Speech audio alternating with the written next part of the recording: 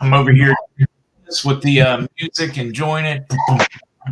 Oh, wait a minute. We got extra noise going. Hold on, guys. Let me see if I can fix that.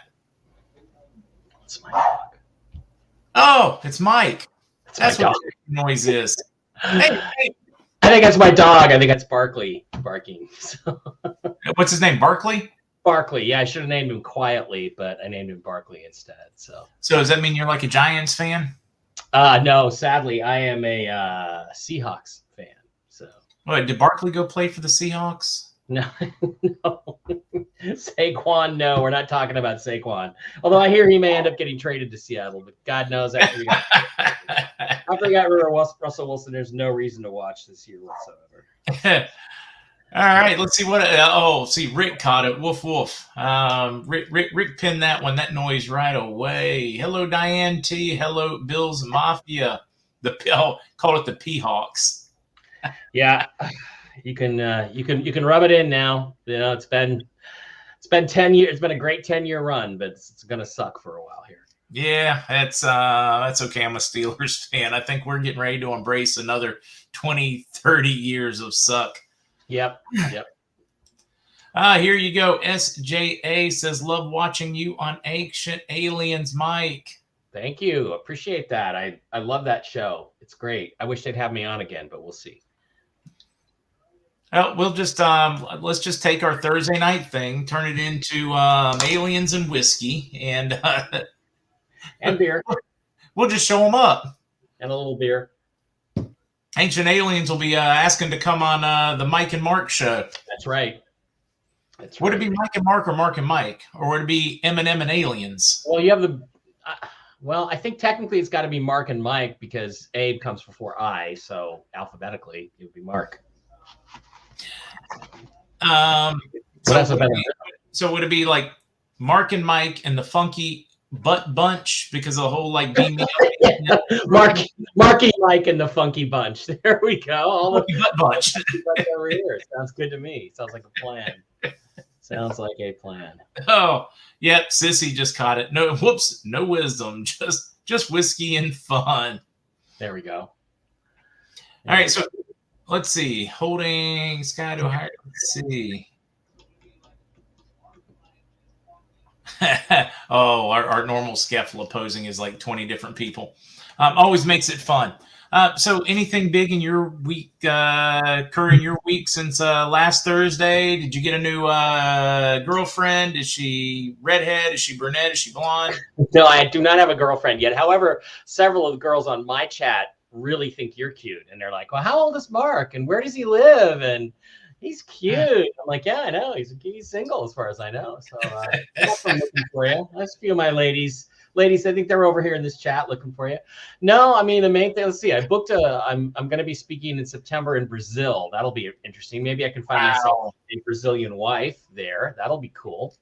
And no, other than that, you know, I think I've talked a little bit. You brought up the idea of the nominal effective exchange rate. And I kind of ran that up the tree a little bit, and I got back, well, you know, 50-50 chance that we'll see something on Monday. And, you know, 50-50 is better than where I would have put it a week ago, which is less than 10%. So, you know, I mean, we'll see what happens. And there may be a reason why all those people are called into their exchange centers this weekend. Yeah, there you go, Lois. Right? Lois saw it.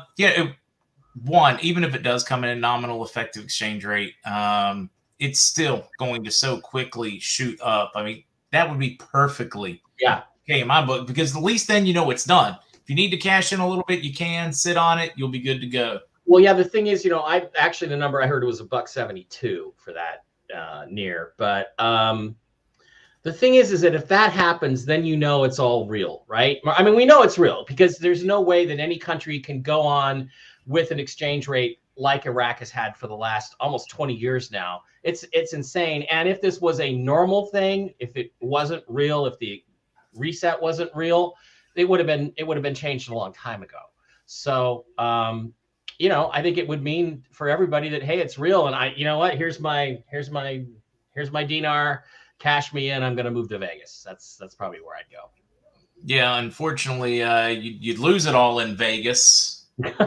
No, because you don't gamble at all. You buy a house, you get a pool, you have those nice dinners once a week, nice steak dinner. I mean, my gosh, Mark, there's so much entertainment and quality food there. It's and I have some friends there, so yeah. That's the one of the best parts about like going to any town like that or gambling town. The food is cheap. The food is like over the top, and it's just that is the tick.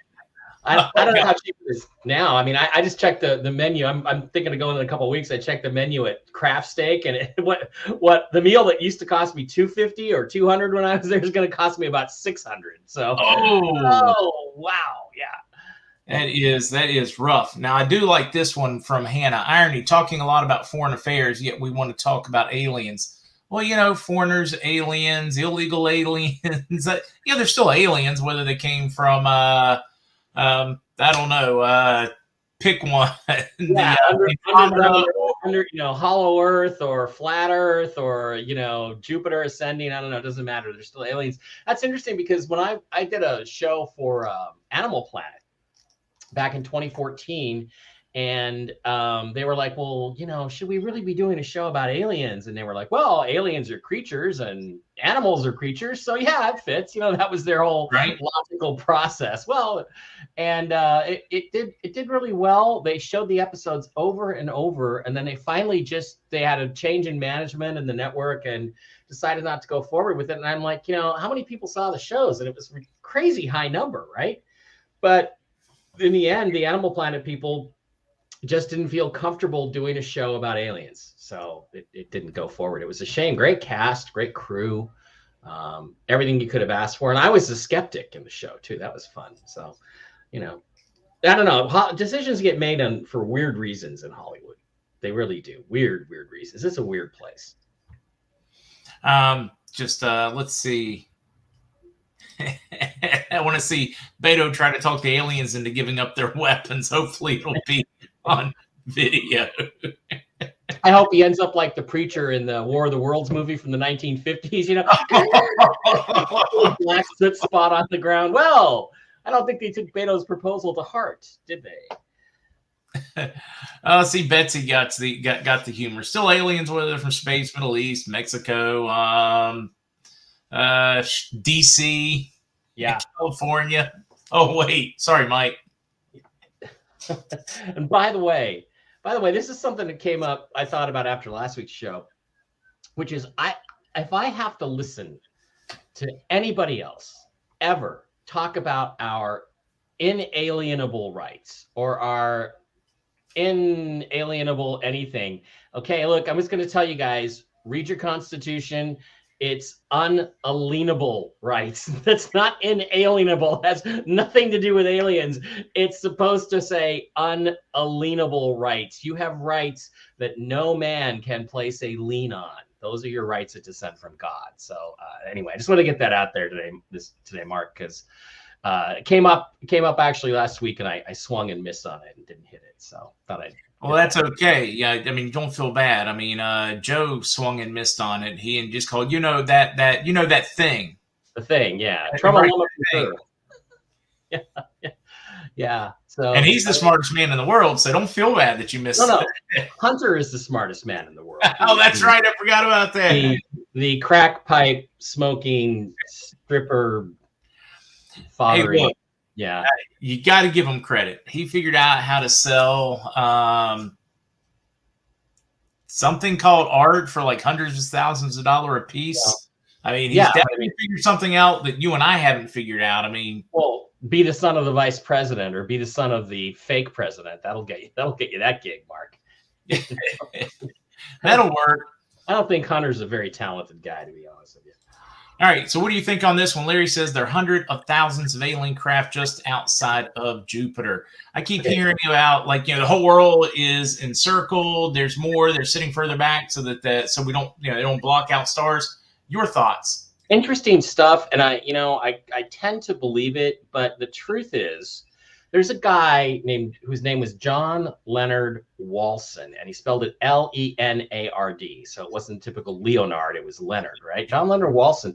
And in the late 90s, he started putting out these pictures. And he said, look, all I did was I took my telescope and I focused up on a star, and I just kept taking pictures of it. And he would take these pictures, and half of these stars looked like they were these big alien space platforms, and looked like Klingon ships in space and stuff. And he said there's some sort of war going on up there, and everybody attacked him in the UFO community and shot him down. Oh, he couldn't possibly be getting these pictures. But then he produced pictures taken from his telescope of the International Space Station, looked exactly like the International Space Station. And he used to take pictures of these massive fleets in the sky over the Earth, and sometimes you'd see lasers and stuff shooting, look like Star Wars up there. So I think there's something going on. The question is, Mark, that we always got to ask, is it ours or is it theirs? We don't know. We could have very advanced secret technology. Oh, what's my favorite foods? Oh, I had to leave that one up. If Kukla asks you, anytime somebody that can cook like she can asks you a question about food, you just answer it. You know how it goes. Anything with carbohydrates in it. That's why I'm carrying this around. Any bread, carb, fried chicken, all that stuff is like my favorite. But I do love a good steak, Mark. Who can not love a great steak? And I love animals, but wow, steak is. Yeah, no, I'm with you. It's tough to pass up on a good one. I can't eat too much beef. It's hard on the system because I've just gotten used to eating lighter and seafood and that kind of thing. But you got to admit, carrying that extra tire tube around you, like the Michelin Man, that's like the ultimate prepper. You don't even trust it to like put it in a bunker somewhere. You are literally going to make certain that you carry it with you. Yeah, and I'm going to outlast all these skinny guys and their skinny jeans. I'm going to outlast you, dudes. You're going to be gone for a month before I gone. You got nothing on Mike and Mark. Nothing at all. Yeah, especially Mike. I love Greek food. There's a great place here that does souvlaki, or the lamb wrapped in a pita, and this Greek rice, which is just extraordinarily good stuff. Yeah, I love Greek food, but I don't get it very often. All right, I'm hanging out with Joe. Yep. Although, guys, did you know how long the lobster season is in Puerto Rico? I have no idea. No. 8 months out of the year, it's lobster season. Wow. It's Caribbean lobster, and a lot of people are like really fond of their cold water lobsters, but I've found no problems with that warm water lobster. Yeah, they don't have the whole like claw thing going on, but I'm okay with that. I've been down the Mexican coast, down past Tijuana, and went to a restaurant, and got for $7, I got a lobster about the size of a football. It was gigantic, and God, it was just delicious. Euros, yeah, euros is what I was trying to describe. They also call it souvlaki in Canada, but great food, underrated food, the Greeks. Yeah, well, when people are eating pitas, anything, I don't think they know what to call Greek food. I think it confuses them because it's far more prevalent than they give it credit. I like that, Bert. Grilled delicious elk steaks. Bert, I tried elk one time, and they had marinated it in sake, which made it a little less gamey, and it was phenomenal. They had soaked it in like Worcestershire sauce, sake, salt, pepper, garlic. And I was like, oh my God, it was amazing. I found elk and other meat like that just to be too, like you said, gamey, just a little too, yeah, I don't know what it is about it. I couldn't eat it, couldn't enjoy it. I like this one from Vala, the composer. Don't get me started. Alien agenda is totally demonic, deep state crap. I would love to be proven wrong until a friendly alien race actually helps us. I stand firm as an alien hating bigot. That's fun. Until they come down, bring me some better technology. They stop taking my cows and cutting out their tongues and genitals. Yeah. What's with all the bovine cornholes? What is up with that? Cornholio. The thing is, Mark, is don't accept any help you didn't ask for. That's one of the very first rules I remember about this whole alien thing is don't accept any. I think Alex Collier said that. Don't accept any help you didn't ask for. And if aliens come, we're your space brothers, we're going to save you. Behind the mask, there's a reptilian, a rat-eating reptilian there. So, and yeah, the whole demonic thing, I don't think you can discount that. I don't discount that. It's just, I don't think so. I think you got to say it's something you got to consider. I think at this point, Joe is probably summing it up pretty well. I mean, we've made such a mess of things. Yeah, just come on down. I mean, pop in, take a visit, bring us some type of better energy to take care of this whole shortage. I mean, at this point, gas prices go to $6. Americans are going to be buying Russians bombs. They're not going to be sending money to Ukraine. They're going to be just finish this thing. Yeah, take that Solichnaya and don't throw it away. Make Molotov cocktails out of it. Yeah, and Mark, again, that is Project Bluebeam. That is the rumored, final refuge of the deep state, that they will go for the alien invasion at the end of things, when they realize they're trapped. That kind of makes me want to see a fake alien invasion anyway. Some good old Canadian moose steaks. Let's see. What did George have to say? Eating oryx right now that I killed with my bow. Oh, nice. Bow hunter ham, smoked for a couple of hours and simmered with onions, carrots, tomatoes, carrots and potatoes. Very tasty. Yeah. Somebody else commented, you got to bleed it in the field. No, I mean, that's always been like a go-to. We gut everything in the field and hang it so it can bleed, because it does. It makes a huge difference in gamey taste. Really? So you're a hunter then? You were a hunter in your younger days? I was. I have no skills like that. So if we get to the point where I have to hunt or grow my own food, I'm just gonna have to depend on this. It's just all there is to it. My grandfather, he was the second oldest of 13, but he was the oldest male. He had an older sister, so he was the second born. During the Great Depression, my great-grandfather, Frank, was a school teacher that was forced into the coal mines and died of black lung when the Depression hit. So my grandfather had to drop out of school between 8th and 9th grade. And he was just, because of that, we had to hunt everything. We had to know how to do it all. I mean, he was, sweetest, nicest, kindest man ever, but he was very picky about, can you clean a squirrel, clean a fish, grow things, cut firewood, fix anything. I mean, he was like the ultimate old school, smart, educate or self-educated, but you had to know how to do everything because, as he put it, if you'll eat a squirrel, you won't go hungry. Yeah, and I was never taught any of that stuff. My dad's dad, my grandfather, a Hungarian immigrant, came to the U.S. in the late 19 teens, and worked in the coal mines in Superior, Wyoming, and that's where my dad was born. But he never taught us any of that stuff. He wanted us to have an easy life, and I think I'm pretty soft because of it. But my God, these kids today compared to me, my God, how much softer are they? It's crazy. It's scary. It really is. We've fallen a long way. Yeah. Although with everything going on, we're gonna have to relearn. Yeah, Hannah's over there. I can clean a kitchen. Take that, misogynist. But can you do it without wearing shoes, right? I mean, you misogynist, Mike. You see these memes, Mark? It's like World War III. You see on the TV, and then in the background, and then in the foreground, you see this girl cleaning the kitchen and cooking the food, and it says every feminist right now. The closer we get to World War III, the better they get at cooking and cleaning. Yeah, I'm really surprised when Zelensky in the Ukraine made a law where any male was not allowed to leave the country between 18 and 60. Unless, of course, they were like literally in a wheelchair and needed it. They weren't allowed to leave the country. Women between 18 and 60 were allowed to. I'm absolutely stunned that Hollywood stars and starlets and everything else did not scream about the feminism there. That, wait, they're not good enough to fight? I really was surprised. It's, every feminist is diehard until the draft. Yeah, and then suddenly it's not the same.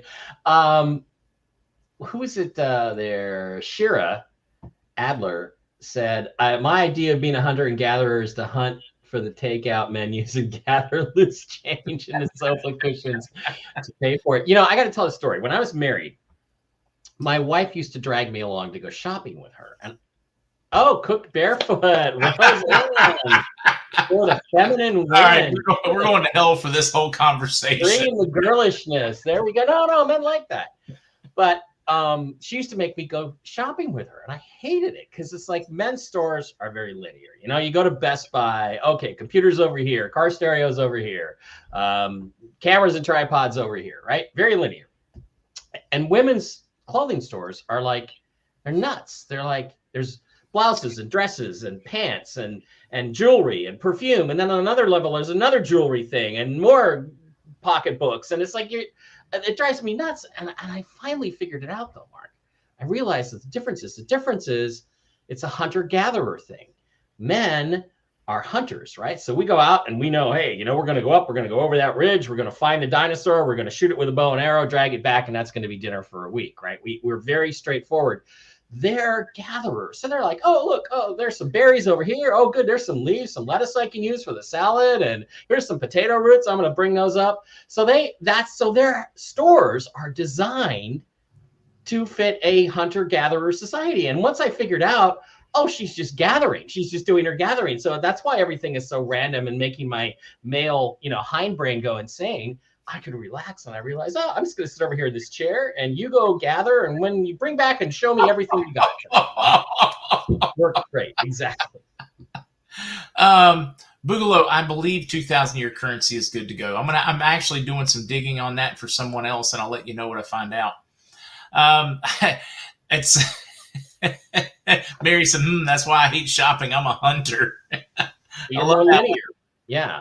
And that's why they're constantly changing the grocery stores around so that the women don't get into a routine and get bored. It's like, oh, where's the makeup? Oh, it's over here now. And it's just, it's literally, they're using the hunter-gatherer thing against us. Yeah, it's Carol says you two look like twins. Have you met my other brother Mike and my other brother Mike? I have an identical twin brother, Dave. You want to meet him? Does he look like you? He does. Yeah, he does. We're pretty close to identical. We're pretty identical. So it's okay. I've got she's actually a dear friend. When I first met her, she was a physician's assistant, or a PA. And so she's been to med school, the whole thing. She's just one notch under the full blown doctor, and she went to Duke. So very bright lady. But we were chatting, and she was like, "What, do you have any siblings?" This is like early in our friendship, and I was like, "Yeah, I've got a twin sister."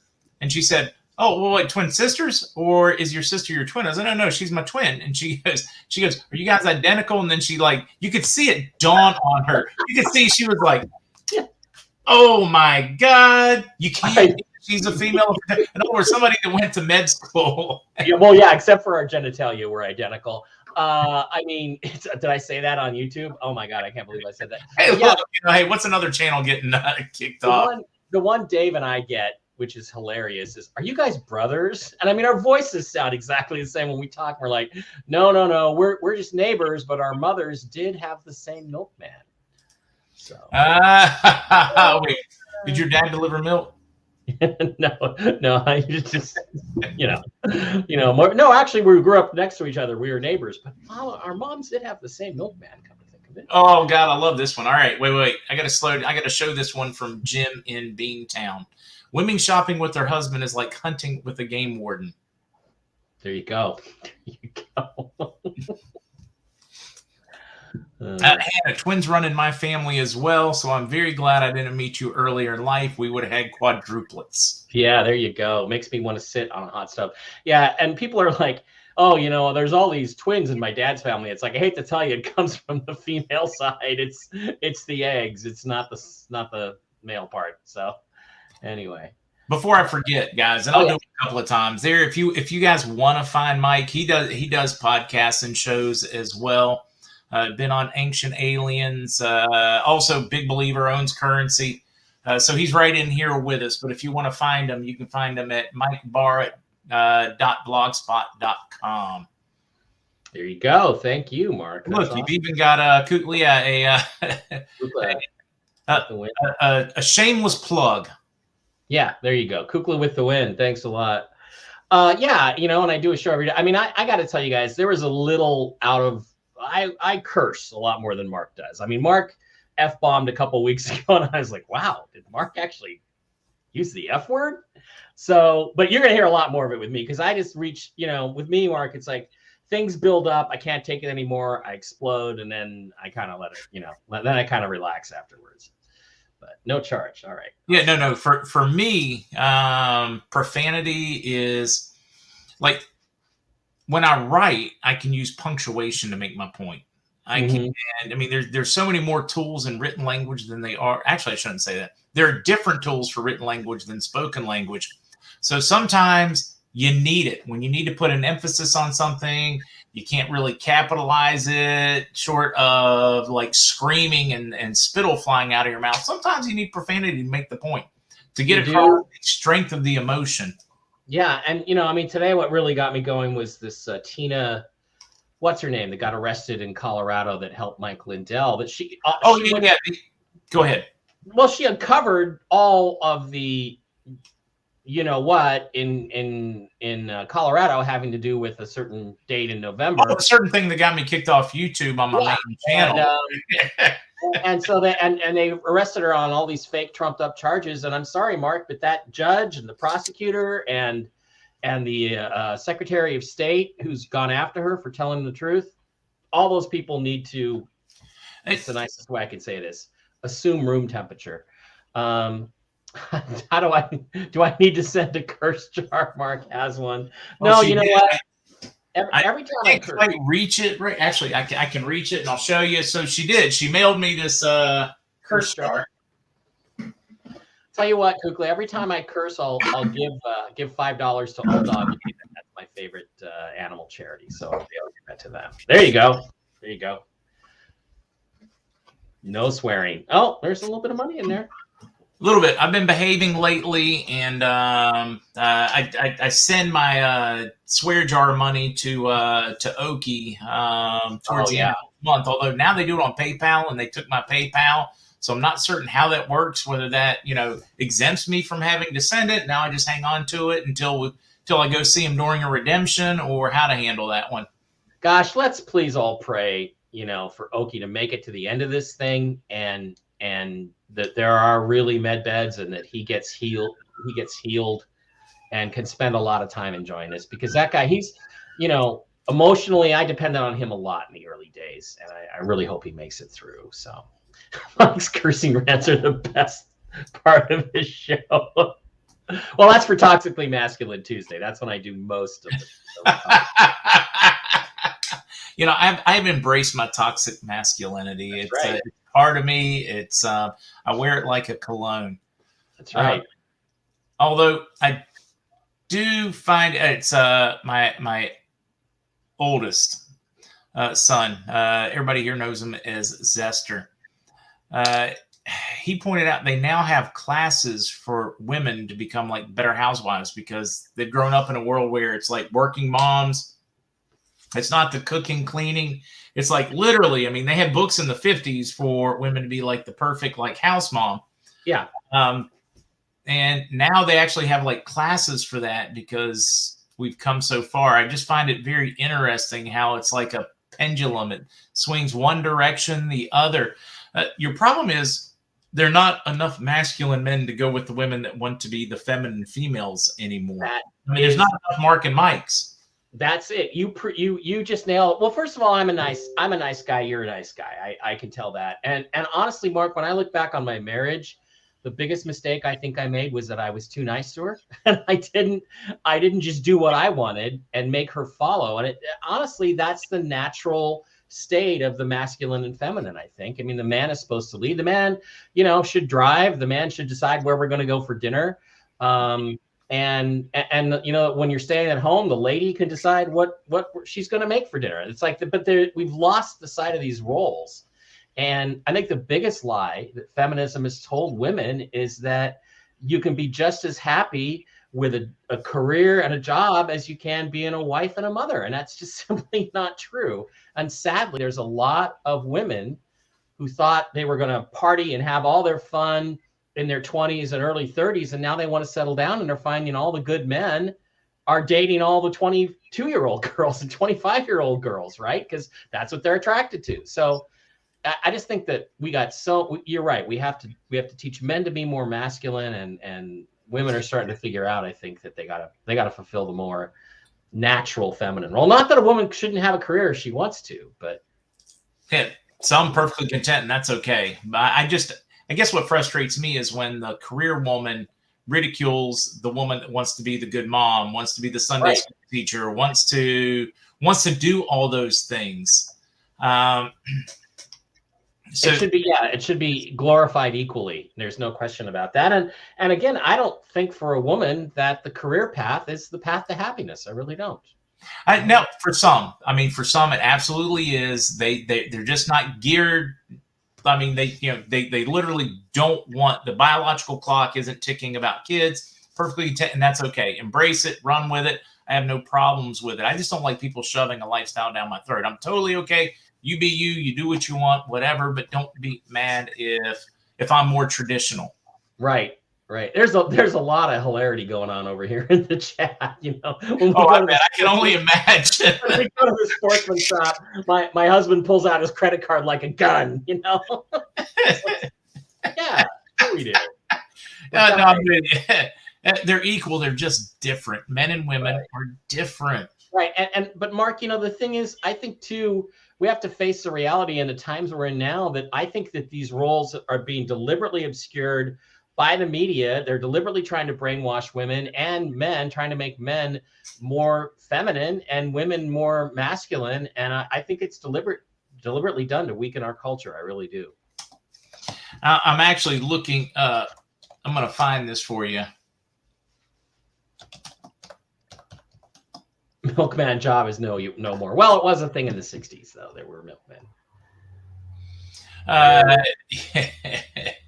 A potent phytoestrogen in hops. And here's a PubMed for you.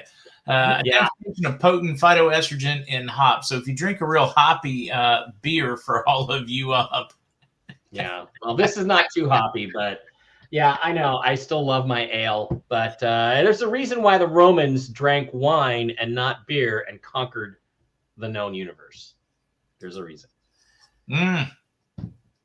Milkman job is no more, and that's why we now have genetic testing to figure out who the baby daddy is. Before then, you could just assume it was the milkman, and he got blamed for kids that weren't even his. Yeah, that's true. That's true. But I mean, the grown install guy got away with all kinds of shenanigans. What a great gig that must have been back in the 60s, huh? So you going to bring me some whole milk today? Yes, man. I have some right here, as a matter of fact. Maybe I should come in there and put it in your refrigerator for you. And now I have, and I haven't been able to highlight them, Larry, but Bill's Mafia has had some zingers in here this evening. I mean, we're going to catch it after this one. Bill's Mafia hangs around in my chat. He's been on my channel for a while. He's a hilarious guy. Sad that he's a Bills fan, but maybe it'll come. Maybe Josh Allen will get you to the promised land. Look, as far as I'm concerned, Josh Allen, if he will go to a team that will protect him, and I don't know if the Bills will or won't. I hope they will. Hearkening back to the Jim Kelly days or whatever. I mean, I have Josh Allen. That kid has game. I hope nothing throws him off of it, because I thought the same of Wentz at Philadelphia, and then just don't know what happened to Wentz. It's so weird. I mean, I went to a game, or I saw a game here. You know, when the year the Eagles won the Super Bowl before he got hurt, and Nick Foles took over. But he played the Seahawks here, and I mean, he was phenomenal. The athleticism, the accuracy, and then it all just kind of disappeared. Oh my! Go ahead. Real News Live. Well, I've got YouTube channels. I've got Mike Barra 3 and Mike Barra 333, and then on Rumble, I'm Real News Live on Rumble. So you can always just go to my blog spot. Every day, I've got a link to the show posted, and we do Saturday night shows too. Saturday Night Live with a slightly different cast with people like Dr. Brooks Agnew and Candace Whitelight, who follows all this Schumann resonance of the earth stuff. It's a pretty good show. So, I do different things on different days, but that's how you find me, Allison. Yeah. And while I'm thinking about that, because you just pointed out, they can go to your blog spot. And there, just in case you get removed from one platform or the next, you can put it there. They know where to find you. I do that. Google owns that. So I think it's more likely I'm going to get removed from the blog spot than it is anything else, because Google owns that. Sooner or later, they're going to catch up to me, Mark, unless we push through to our final victory here in the next 6 months. Yeah, and we end this whole Orwellian world in which we reside. Right. I mean, we never did you ever think we'd see some of the things we're seeing today in this country? I sure never did. It never occurred to me that it would get this bad, but here we are. I used I. Wait, I guess that's a pronoun, isn't it? Remember, kids, you don't have pronouns. You have genitalia, okay? That's just my opinion. I could be wrong, but oh man. All right, another one.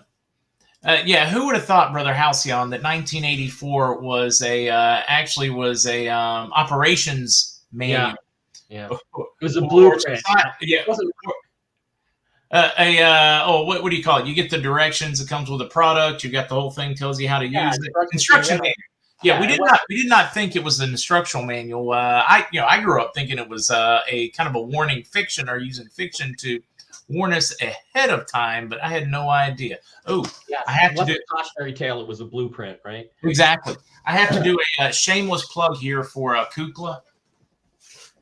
She's actually these shirts being used to raise money for. It's actually a Christian biker organization. Oh wait, I'm gonna like make you small here, Mike. There we go. I support the People's Freedom Convoy 2022 for all the truckers out there fighting. Of course, many motorcycle crews joining them. So I just wanted to make certain I did the shameless plug on that one for Kukla. And again, I don't get a thing off this one. Nothing, period, anything at all, and don't want it. I'm tickled whenever I can help somebody do something for charity. And besides, the shirts are cool. Yep. So I guess I never really got from you. How is Okie doing? I mean, I know you talk to him once in a while. How's he doing lately? Usually Salty does, keeps me updated. Okie on rare occasion will call and check in when he's not winded. Having a tough time. I mean, he handled the wife passing pretty well initially, and then coming out of the gate, he was doubling down. But then, it starts wearing on you when you realize you're without that person you've been with for all those years. Yeah. And his own health with his COPD, breathing issues and stuff. And it's just, it's wearing on him. I'm terrified if we don't get through this in the next very short period that we won't have him to land that plane. And that would just be. That'd be terrible. It'd be terrible. Yeah. Yeah. He deserves it. He does. All right. So it wasn't so shameless a plug. Oh, this is awesome. She has gotten 68 different emails over the shirts. They're great. Excellent.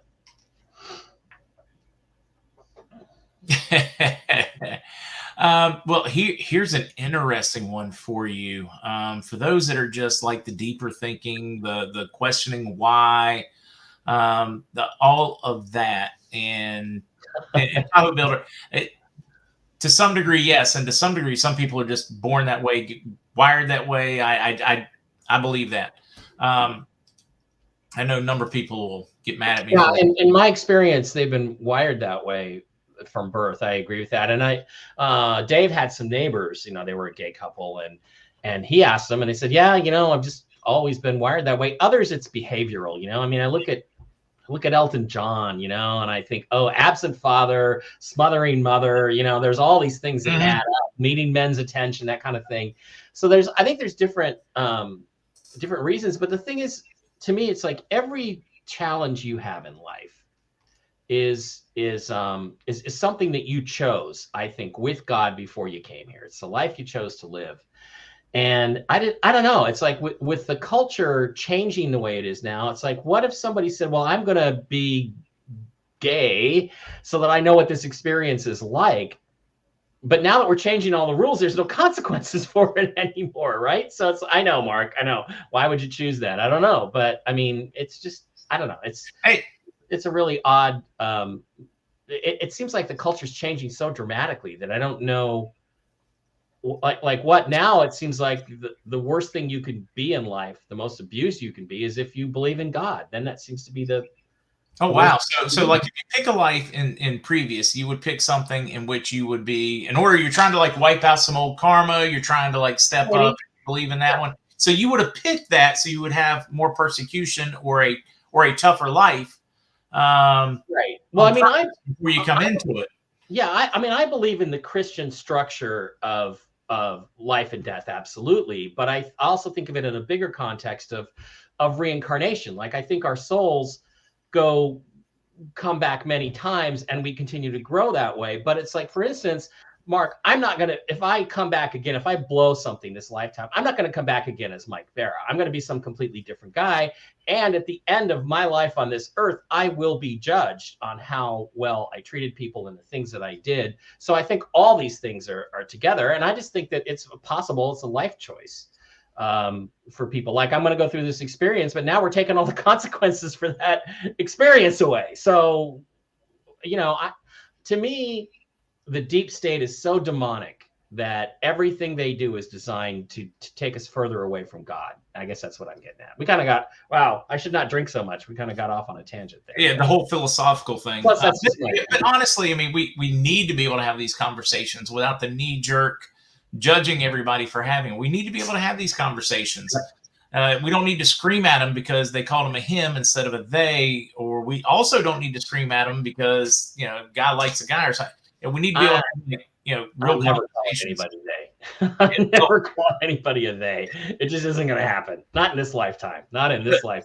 Like Kukla said, we're not here to judge. That is God's job. We're here to love. Yep. I mean, with that whole change in Jesus, it's our job to love. God gets to judge them. We don't get to judge them. That's not our job. We don't get to do that part. We just love them, and that's kind of my take on Christianity. Yeah. You do you, boo. Just don't force it on me. Right. Exactly. Didn't mean to stir all that up, but I just had no, that's okay. Pickles, I totally went off on a tangent. Sorry. Yeah, Pickles, I totally get that and totally okay with it. Makes perfect sense to me.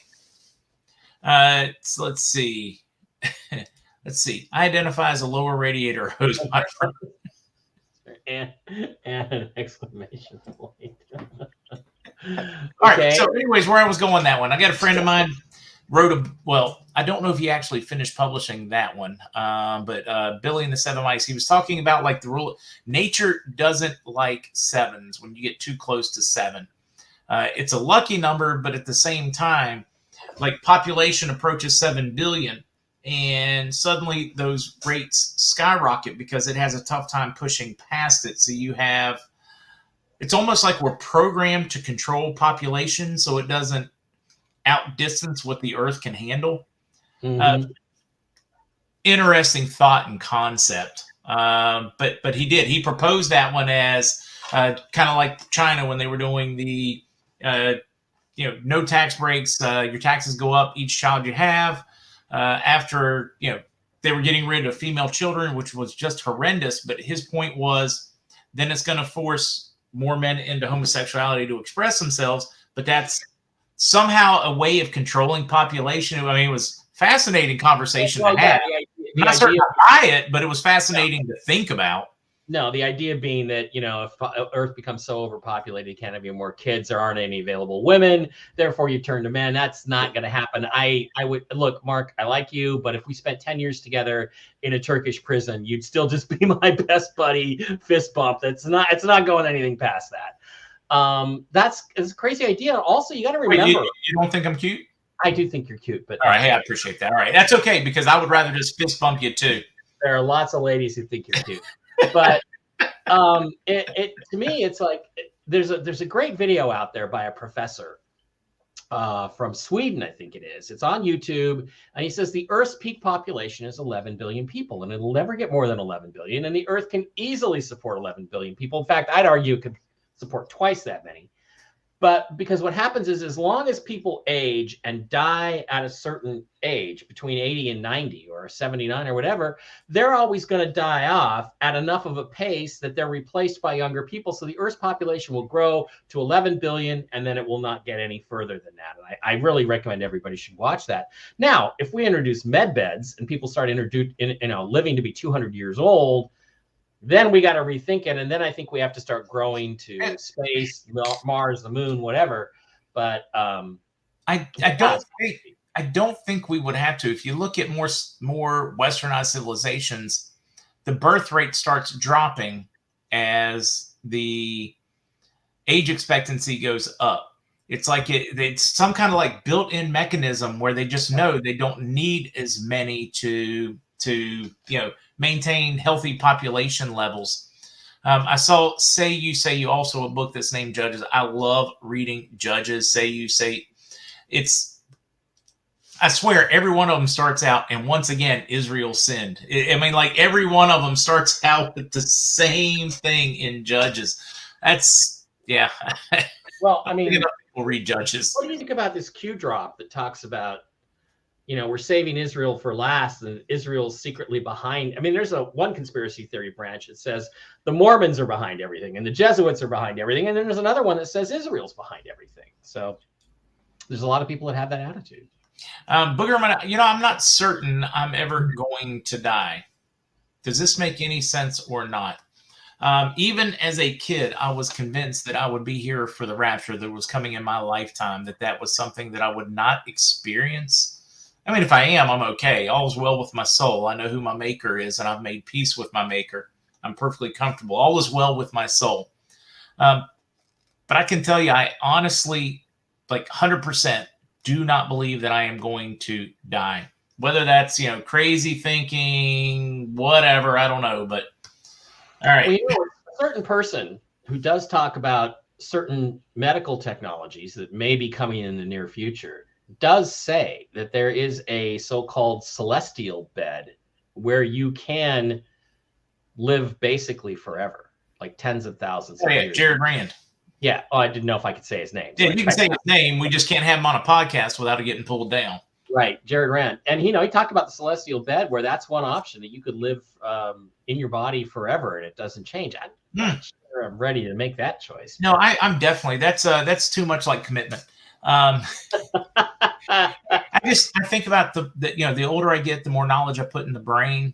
Mm-hmm. Part of it has to go out to make room for the new. Can you imagine being able to keep all of those memories, all of those details, all of those whatever in? Yeah, I don't know if I'm capable of that one. Sheepdog joke on Mike's show. Biden was rushed to the hospital. He just couldn't stop Putin.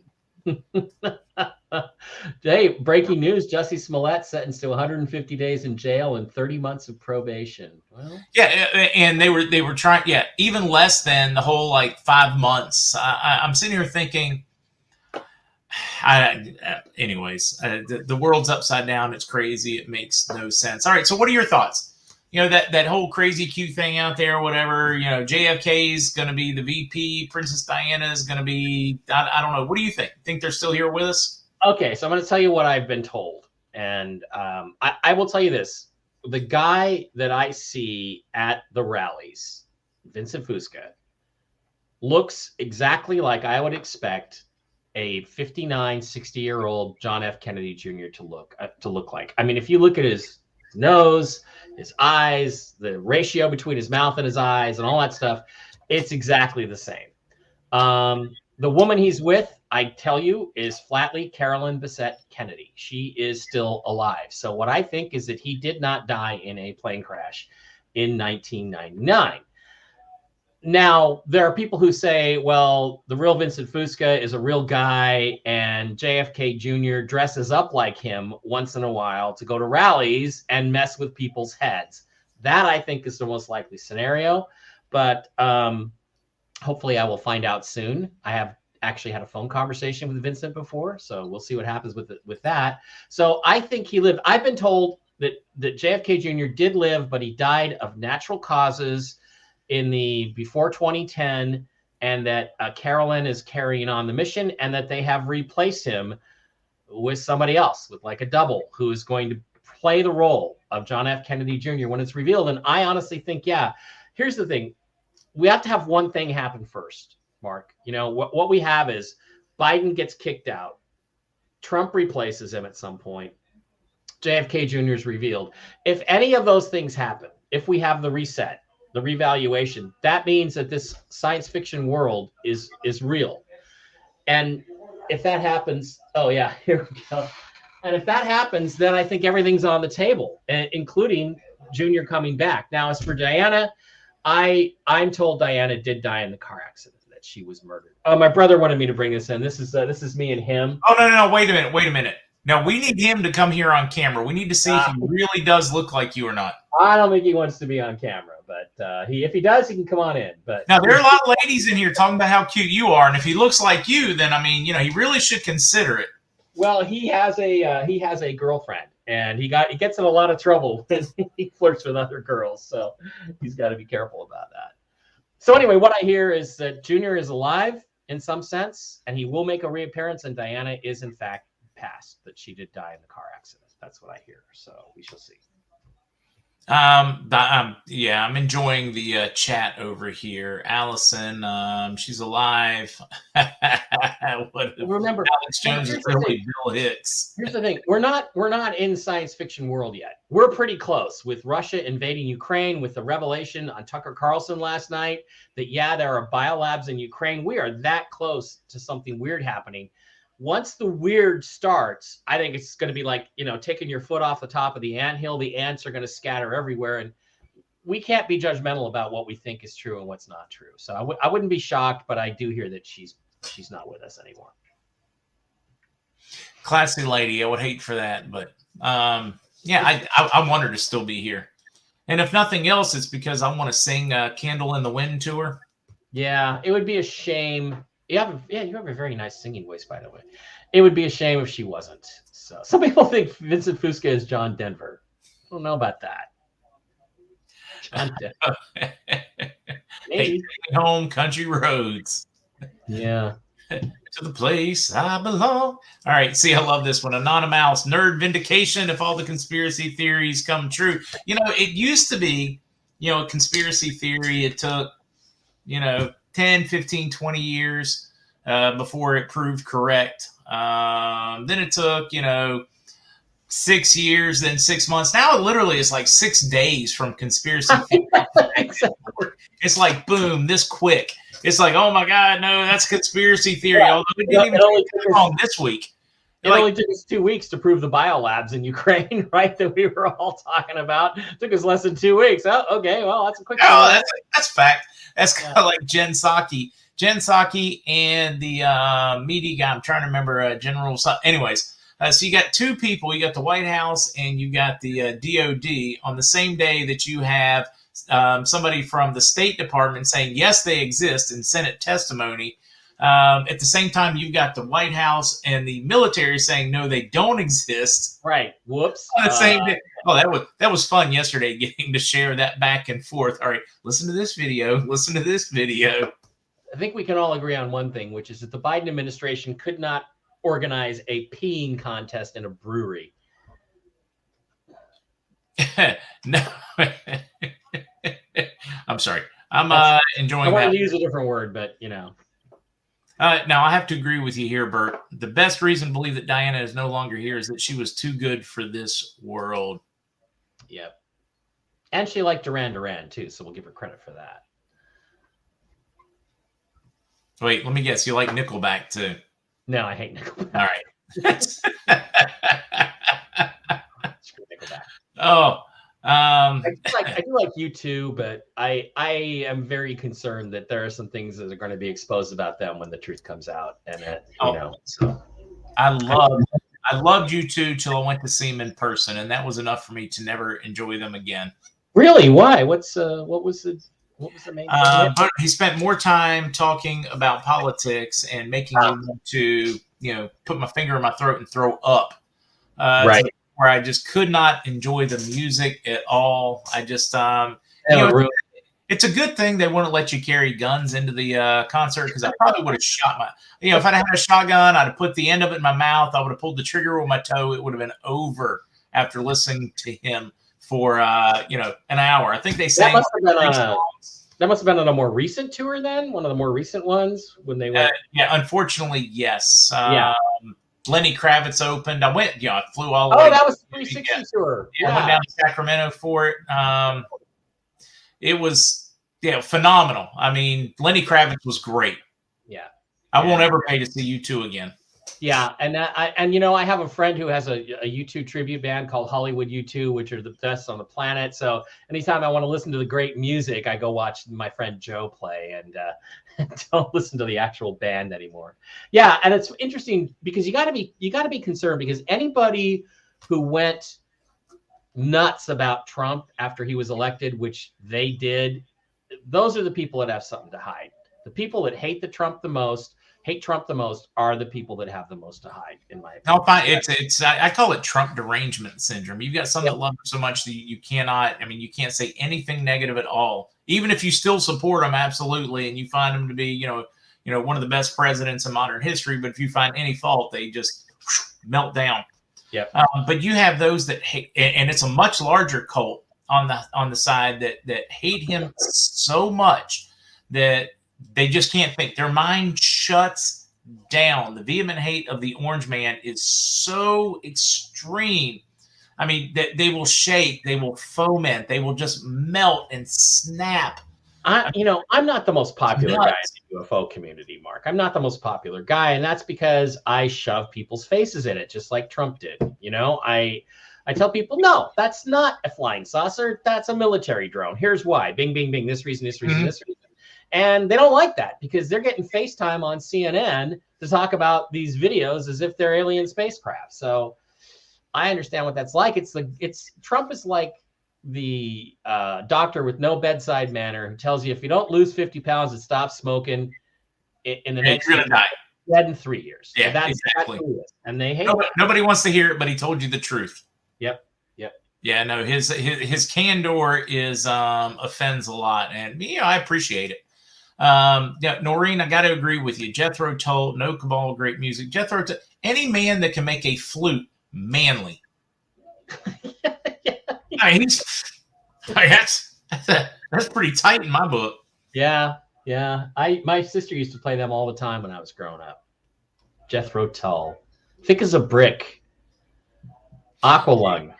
Yeah, see, I love those. I like the Altanova. Bungle in the Jungle. Great song. And now that somebody's got like the whole Twitch thing, my favorite album from him was Twitch from Altanova.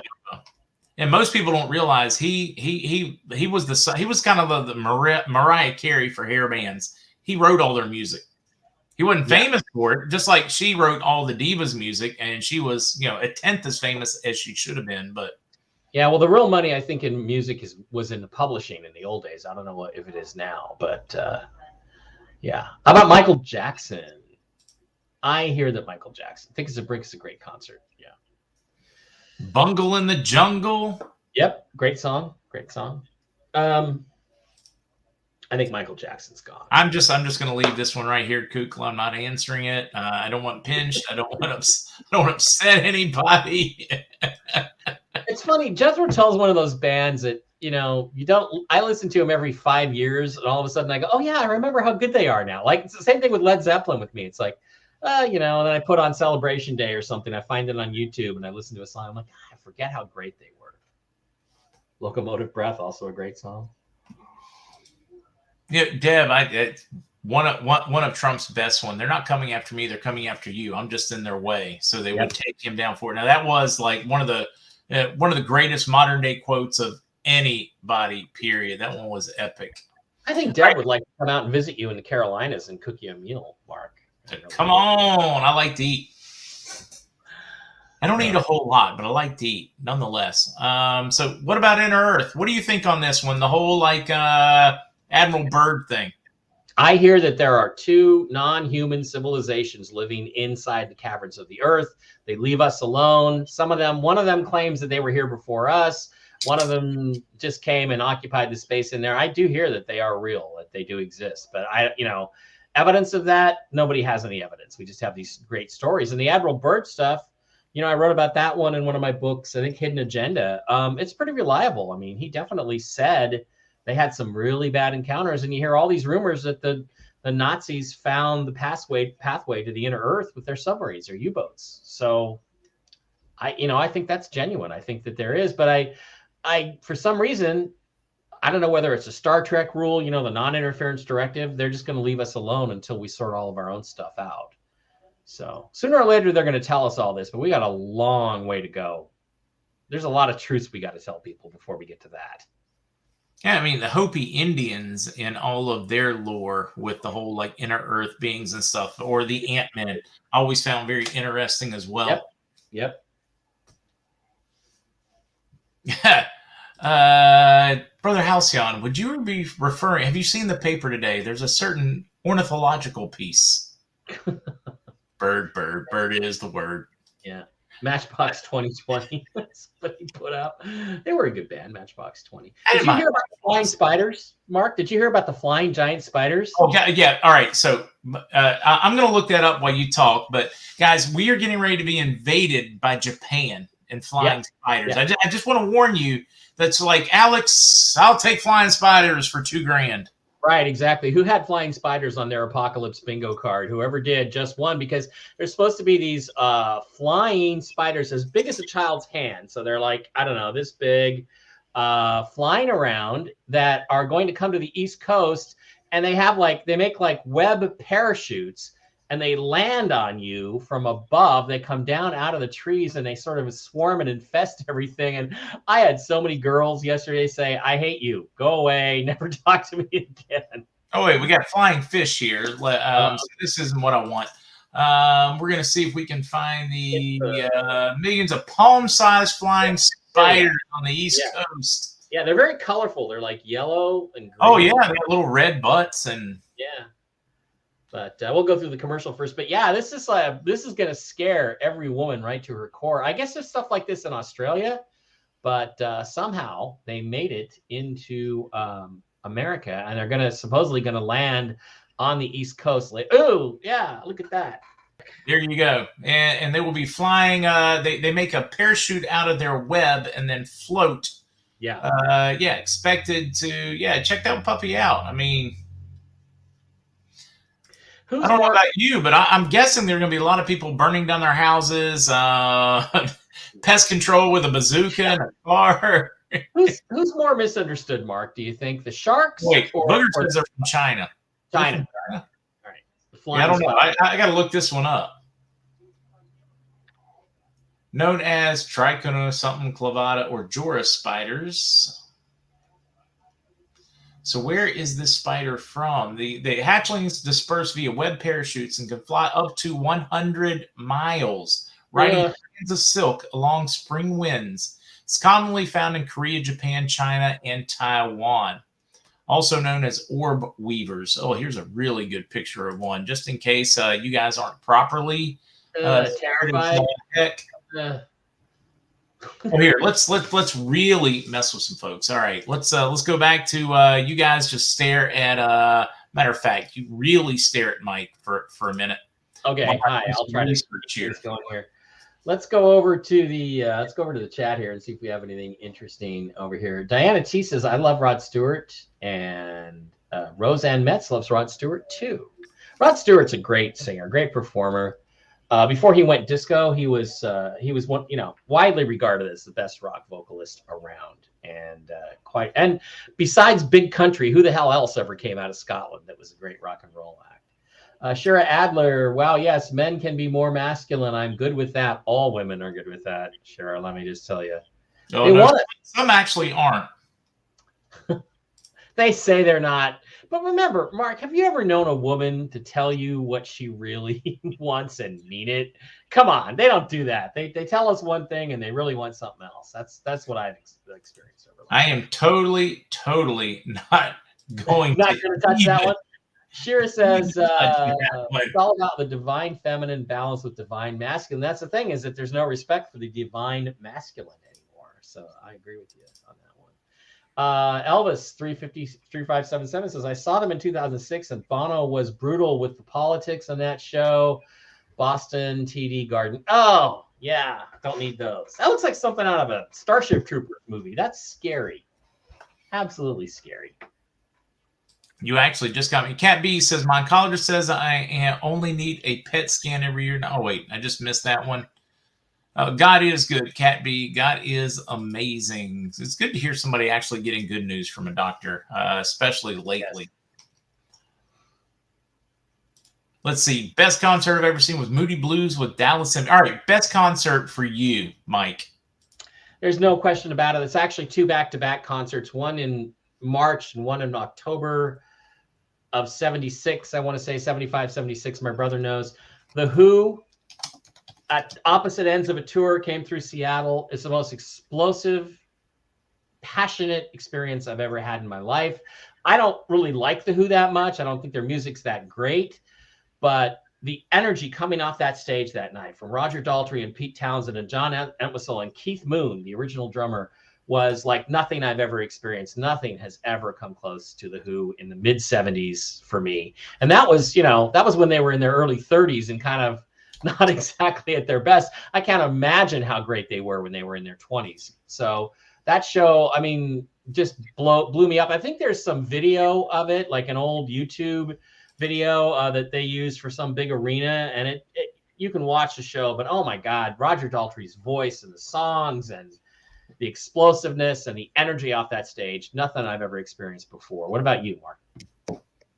Oh, this group right here. Yeah, there you go. From Star Wars.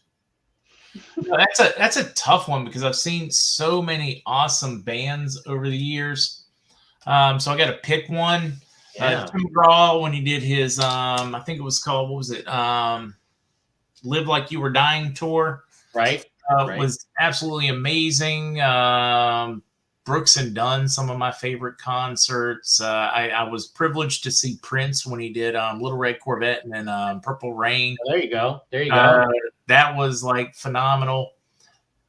Talent-wise, I went to see Natalie King Cole in Chattanooga during this Bessie Smith strut. She was playing, for those that are in Chattanooga, they've got like an amphitheater cut into the bank of the Tennessee River, and the stage is a barge.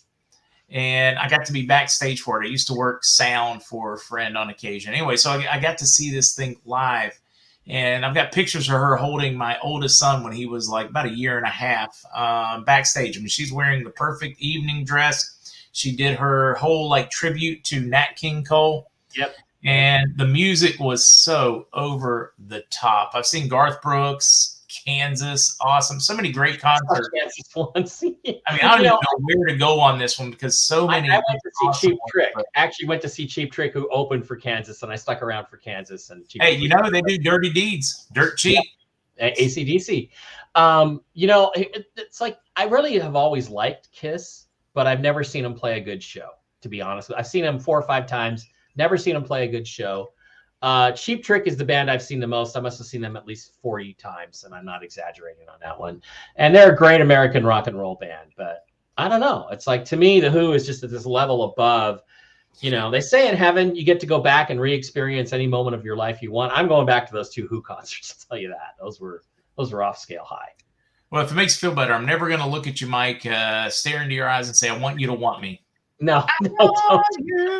Yeah, you're safe on that one. Don't do that. Oh, wow. Deb said Elton concerts are the best. I did get to go see, and I'm trying to remember, mid-2000s. It was Elton John and Billy Joel together. Oh, yeah. That was an amazing show as well. But you know what? I saw Elton in 1975 twice on the Rock of the Westies tour before his voice kind of left him. His voice is still pretty good, but not like it was. My God, that man could sing. And the songwriting, and my brother Dave saw him at a concert in the Seattle Center Coliseum. It was just him and the piano. And I think maybe Ray were on percussion. And he said, you wouldn't believe how this guy can fill up an entire arena. I hope when everything comes out that Elton doesn't turn out to be a bad guy. But again, I'm kind of afraid that he will be. But yeah, my dad's still recovering. He's when he found out Elton was gay, I mean, that really did him in. Dave and I went and saw him. Brother and I. He's such an old school. I just laugh. Right. You and Dave went to see him, right? Sorry, we saw him in Vegas, and we come out, and there's all these pictures of him in these costumes from the 70s. And I look at my brother and I go, how did we not know he was gay? How did we not realize? I mean, how blind were we? David Wilcock is a sweet, sweet man, a good guy. How can I say this delicately? Probably doesn't know quite as much as he thinks he does.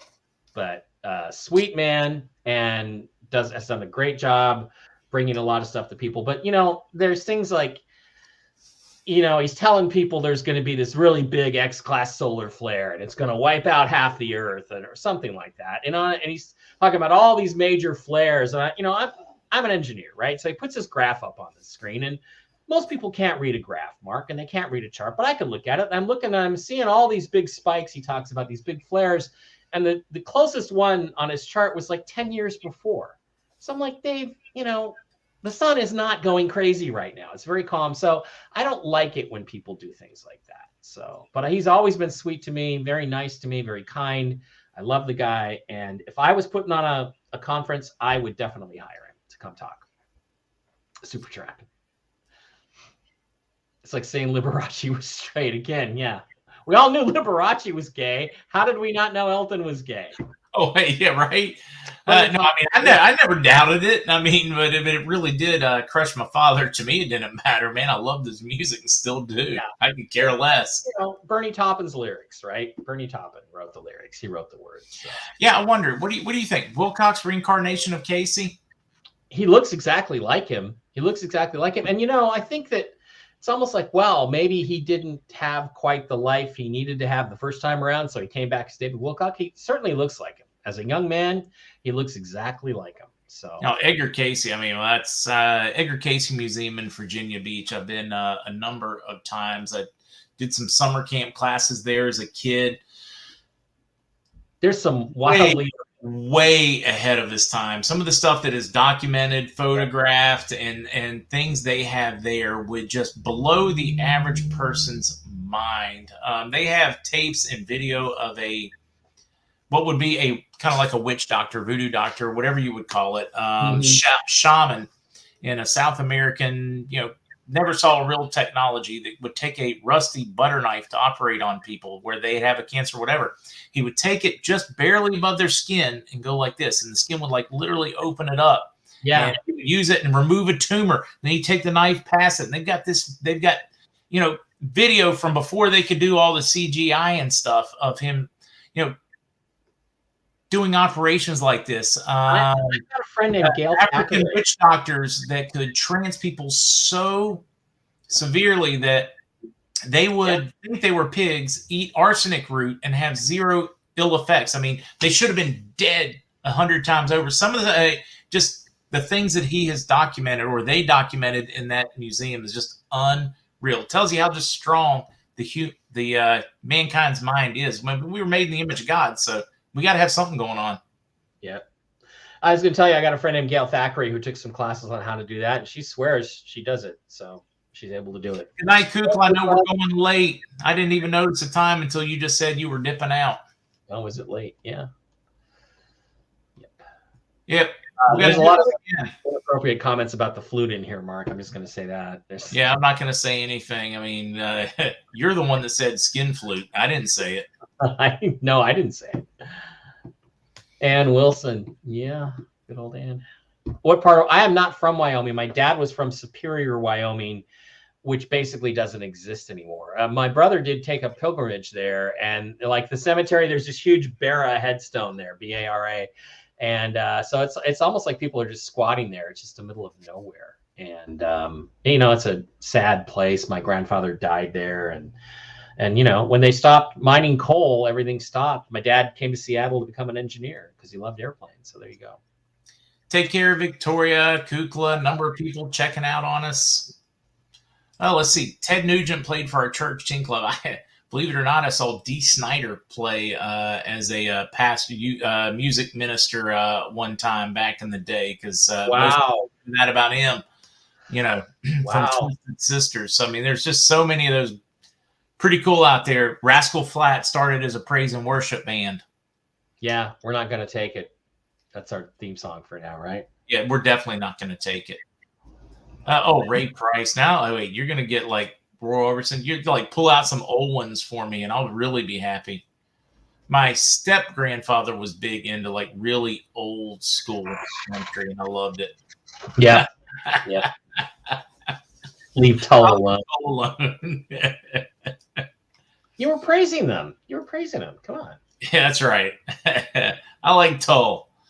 Yeah, probably should wrap it up. Got a busy day tomorrow. See, Cue Ball got it. Ray Orton had an incredible voice. He did indeed. Yep, that's interesting stuff. So I mean, I think we're all waiting on this. I think, Mark, the big thing in front of us right now, from my perspective, is will Iraq pull the trigger on the nominal? On the near, and I mean, it could happen. And I've heard from a couple people Monday is the most likely day. So between now and then, I'm kind of hoping we hear something. I would give them all my dinar and keep the rest of my stuff, and know that it's going to happen. And like I said, go find someplace sunny to live. That would be my thing. And I really think that it's a bigger possibility than it's ever been. But again, I keep hearing none of this is going to happen until Biden is removed, and Biden has to do something really insanely stupid to get removed. But we're just waiting on that, I guess. Do you ever feel like it's like a challenge, like a hey, hold my beer thing? Because every time we think he can't do anything more stupid, he's like, here, hold my insure. I can do something dumber.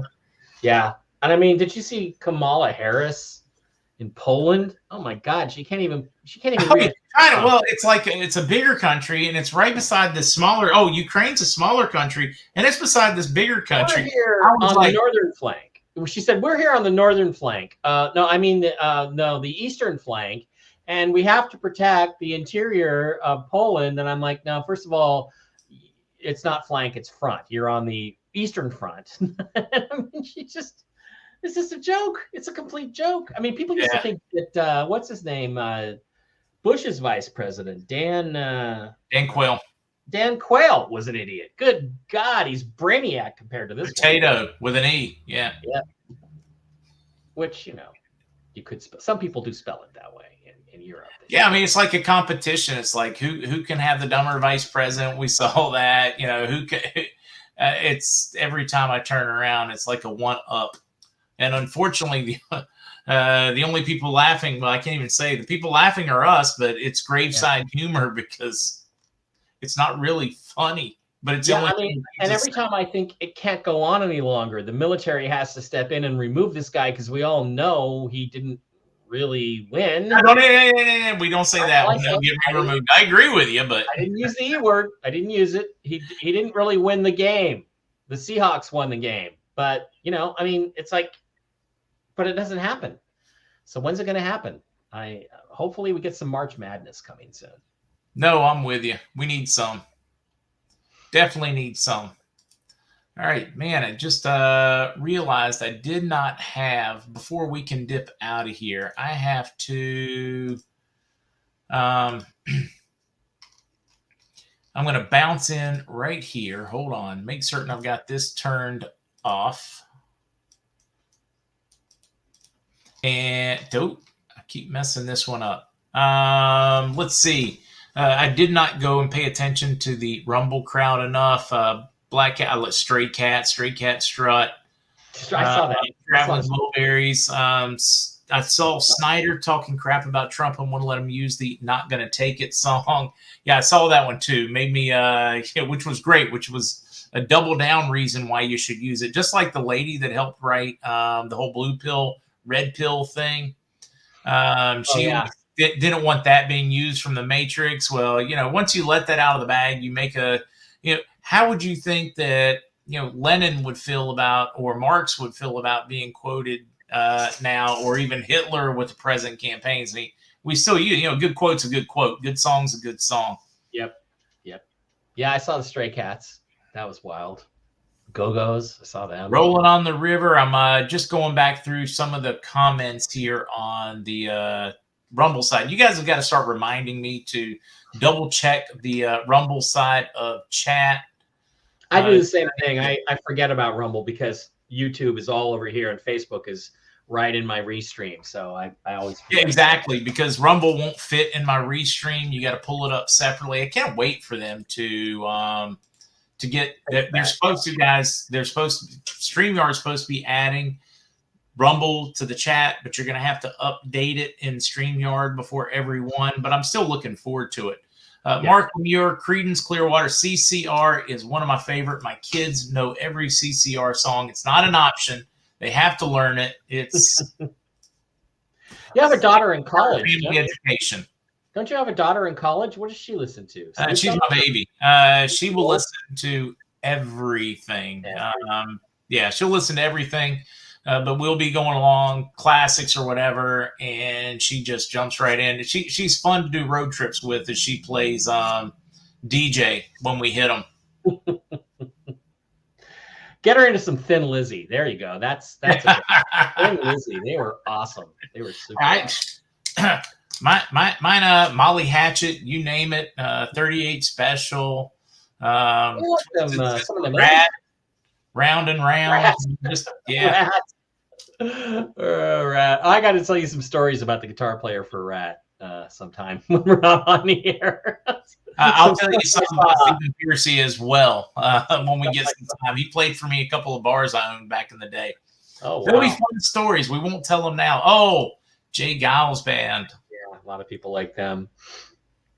A lot of people like them. Is she a centerfold?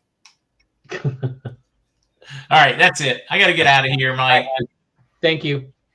Thank you. Take care, guys. Everybody, see you in the morning for Coffee 10. Remember, you're going to be at Trolling News Network and Rumble.